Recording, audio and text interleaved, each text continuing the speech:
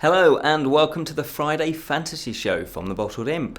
This one is one of those writing fantasy, an imp's journey I should say, and this is part 6, and this is all about marketing. Now, those of you that have been watching parts 1 through 5 probably know that I have written a book, and this is kind of what it's about. It's about my experiences of writing a book. This is the Legends of Grimous Ironblood. I've been writing it on and off for about 4 years, and it's been printed. So I thought it'd be quite cool to share hints and tips just of my experience, about my learning curve. And today is all about marketing. We have covered other aspects such as coming up with ideas, getting yourself in the mood for writing, editing, proofreading, creating your fantasy world and your characters, and also the tricky aspect of actually getting your book published. Now, whether that's you trying to get an agent and going through the traditional publishing route, or if you're like me and you've gone through the self-publishing route. But as I say, today's episode is all about marketing.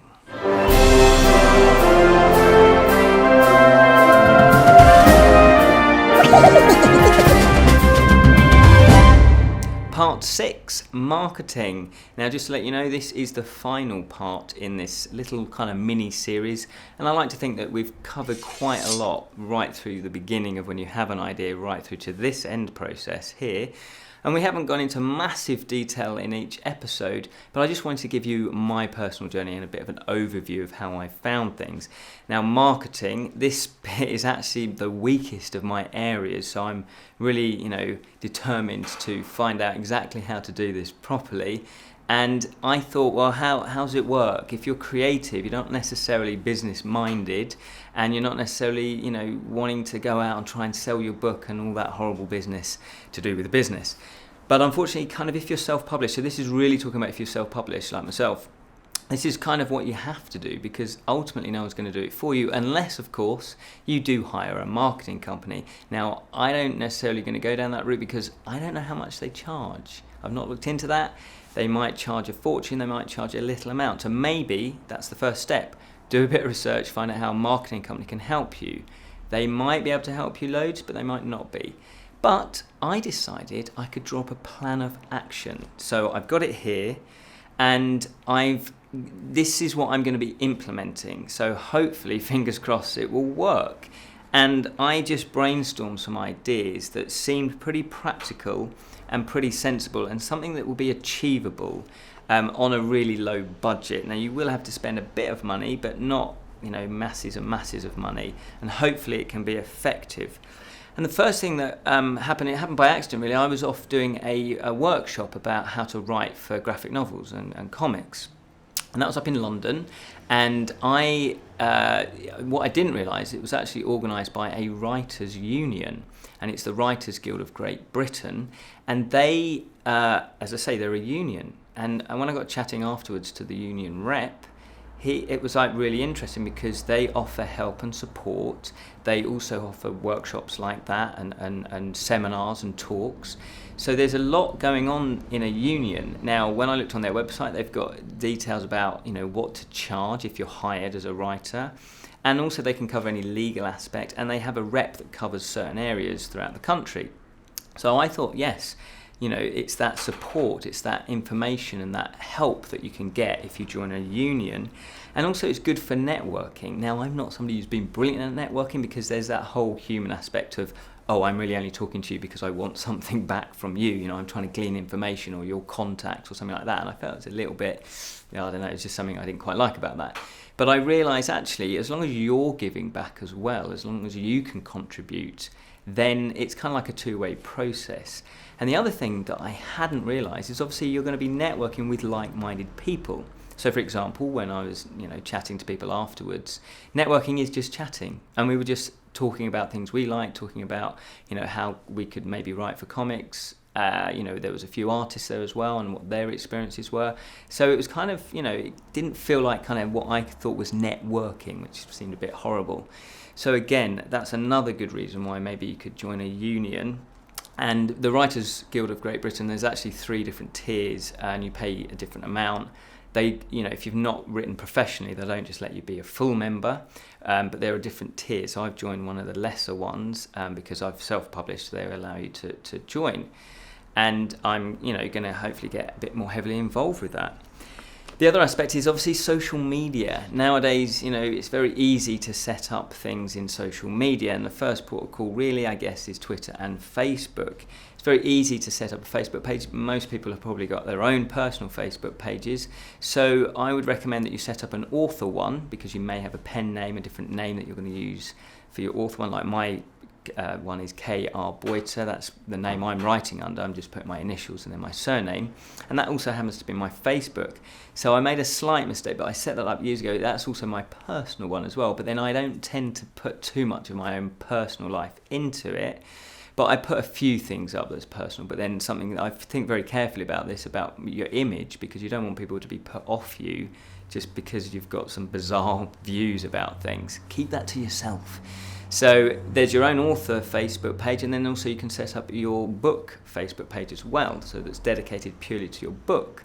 And it's a good place for people can actually communicate with each other as well, so hopefully you'll build up a fan base. Plus, of course, you've got Twitter. Now, Twitter, to me, is a little bit murky. I've started using Twitter, but I'm not a natural Twitty, if that's what you call it.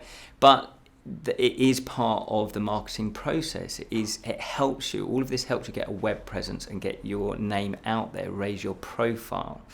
And I'm sure there are videos out there that you can how to set up a Twitter page, how to use it effectively. I'm sure there are lots of videos online about that, so you can check them out.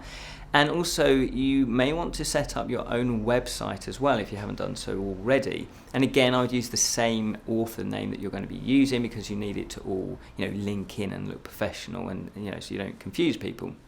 Now, I guess there's a couple of ways you can go around that. Hopefully you'll know someone that can help you set up a website, or you can do it yourself. If you're not that technically minded, there are good websites now that can help you. I actually use Weebly because it's really simple. You can just drag and drop into position on your page. You basically choose a template that you feel would suit what you want to do, and then you drag the various components into place, and then you fill it with your content. You can upload images, you can type in text, that kind of thing.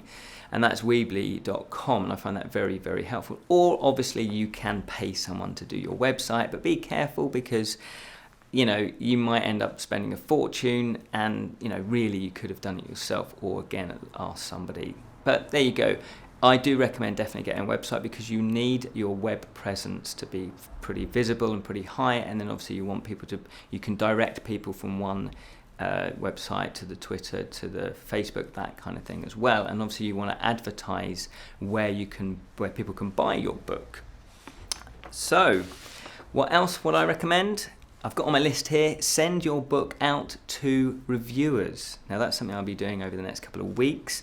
A little bit nervous about that. Now obviously at the Bottled Imp we review things as well, so it's only fair that I send my book out to get reviewed as well, and I would expect an honest review, just like I give honest reviews.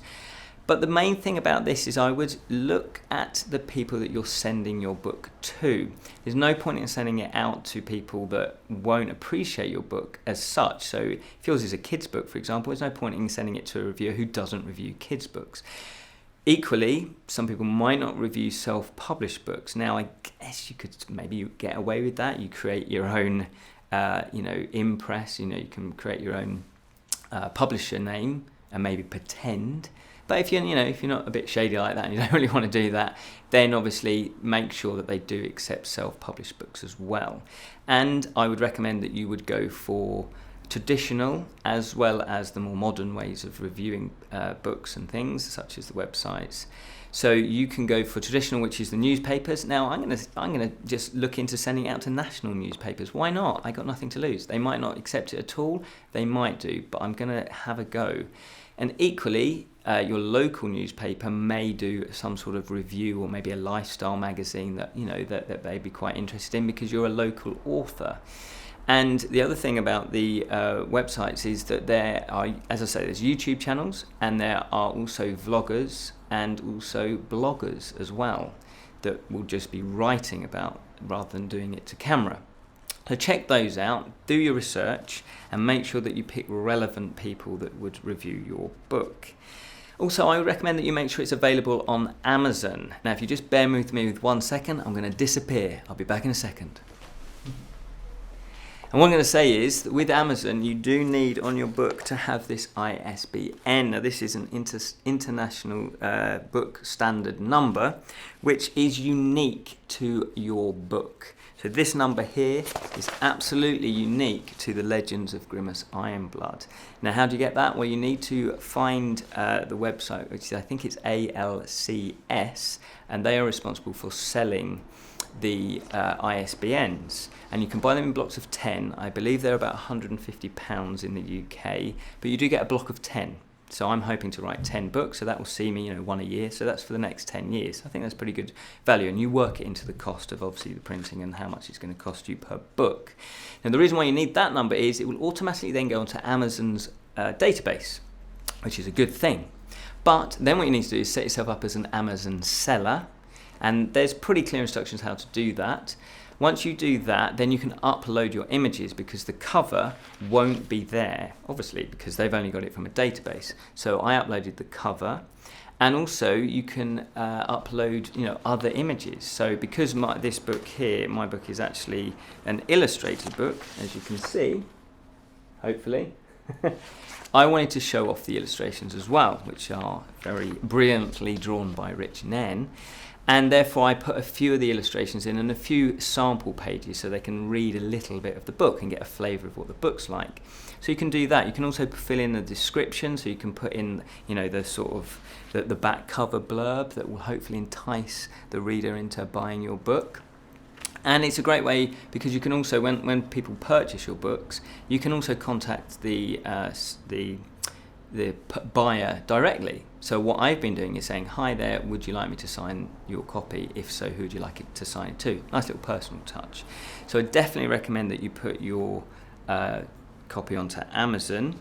And it's really simple. Once it's gone on, they do take a small cut, but it's not as big as I thought it was going to be, so that's good news. Doesn't eat into too much of your profit. Plus also they take into postage, you don't really have to work any of the postage out as well. They will work out, you put in the weight of the book and the size of the book, and they would charge the appropriate postage.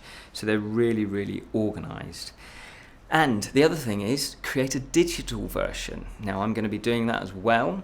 And I do know that Amazon have some software that you can download to help you create that digital software. So if you're not too minded or you think, I haven't got the right software, Amazon will help you out. And obviously I think their one is Kindle. There are other digital formats as well that you can create for your book. Also have a local book launch. Hopefully you've got a bookshop near you, or even within half an hour radius. Contact them. Hopefully they'll be receptive. You're a local author, you're a first-time author. They'll be receptive. Invite everybody, make it buzz, make it, a really cool event, have nibbles and drinks. Invite your friends, family, the local paper, they'll be interested because it's an event, hopefully they'll be interested. And even, why not, if there's a local mayor, invite them along, because that way the press should be there as well. Also try and get your books, and then obviously, hopefully, that local bookshop will take on your book. Which leads me on to going to local bookshops as well. Try and make contact with them. Ask to come in and see them. Contact them via email first, probably, or on the phone. Arrange a meeting. Don't just necessarily barge in. Or if you do barge in, don't expect to them to say, "Yeah, I got free time," because everyone's busy. Go in, talk to them, and if they are, be prepared. Have your copy of your book that you can show them, and also. This is what I've been doing, keeping a box in the car, because they might say, yeah, we'll take 5. And it's like, oh, okay, well, I haven't got 5 on me. You kind of want to close the deal there and then. So just go, yeah, I'll be back in 5 minutes, and you can go and get your books. Also, go for the nationals. Why not? In the UK, Waterstones is probably the biggest chain of bookshops. And that process is interesting. I contacted Waterstones. I went into my local one and they said I needed to contact a certain department, which I did. They were great. They gave me lots of advice. Basically, they only deal with distributors. So you need to get onto the distributor.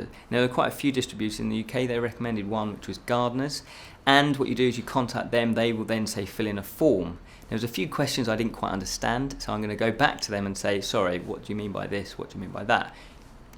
I'm not going to pretend that I'm an expert on this, and I didn't want to get it wrong. So hopefully they'll be kind about that, and they won't laugh at me. I'm sure they won't. Once it's accepted by the distributor, then, and only then, will Waterstones look at it because it's on their system. Then they will you send a copy to them, they will look at the book, they will consider it. So there's no guarantee that once you're on a distributor that a bookshop will take it. And hopefully, fingers crossed, they will take it. and it will be, you know, throughout the nation, which is what you want. Which also reminds me, they will definitely need an ISBN, you know, which is the number, the unique number on the back of your book, which is why it's another good reason to get one. And they take about 3 or 4 weeks to order. So when you're printing your book, plan that into the whole schedule as well. It's just something I learnt. I did get it done in time, just. Also, there are comic books, which are separate to bookshops, because comic books tend to just go for sci-fi, fantasy and horror. That's the traditional, you know, realms.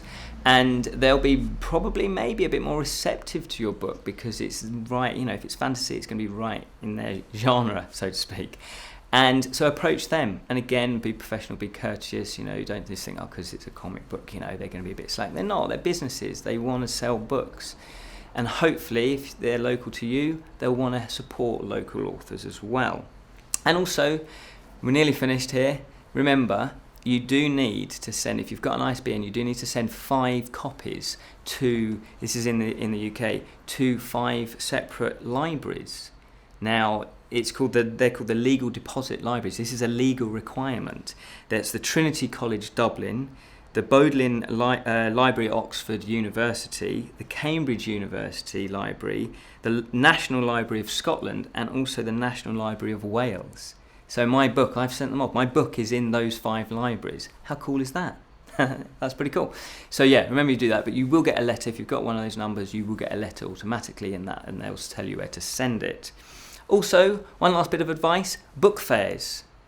Go online, search for book fairs in whatever country you're in. There will be, you know, quite book fairs all over the country, happening all over the year.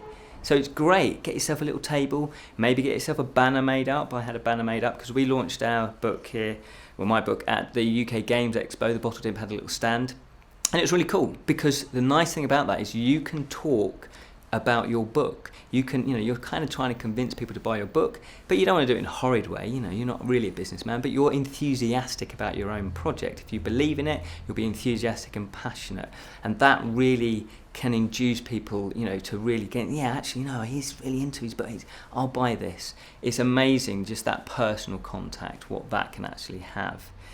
So thank you so much for watching. That's the last part 6. Obviously you can watch parts 1 to 5 if you haven't done so already. It's probably best to start at the beginning anyway. Thank you so much for watching. If you've liked this, share it with loads of people. Spread the word of the Bottled Imp. But remember to keep it unreal, especially if you've written a fantasy book.